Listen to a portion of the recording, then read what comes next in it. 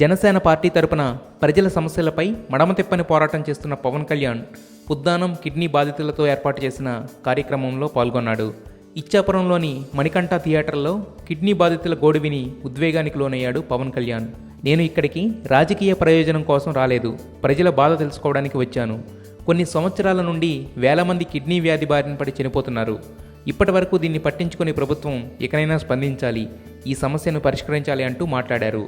మాట్లాడుతూనే పుష్కరాల కోసం, రాజధాని కోసం వేల కోట్లు ఖర్చు పెడుతున్న రాష్ట్ర ప్రభుత్వం ఈ సమస్యను ఎందుకు పట్టించుకోవడం లేదు అంటూ తీవ్ర భావోద్వేగానికి లోనయ్యారు.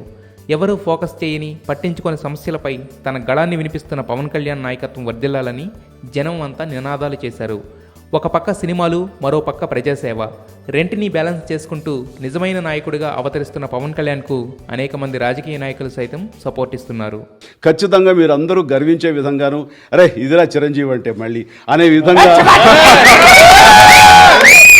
150వ సినిమా ఉంటుందని, అందులో మళ్ళీ ఒళ్ళు ఏమాత్రం దాచుకోకుండా అదే కష్టంతో, అదే కష్టాన్ని నమ్ముకుని నాకు తెలిసినంతలో ద బెస్ట్ పెర్ఫార్మెన్స్ అన్ని రకాల ఇంగ్రీడియంట్స్ తోటి అన్ని చక్కగా ఈక్వల్గా క్యాటర్ చేసి అందరిని అలరించే దిశగా ఈ సినిమా రూపుదిద్దుకుంటుంది.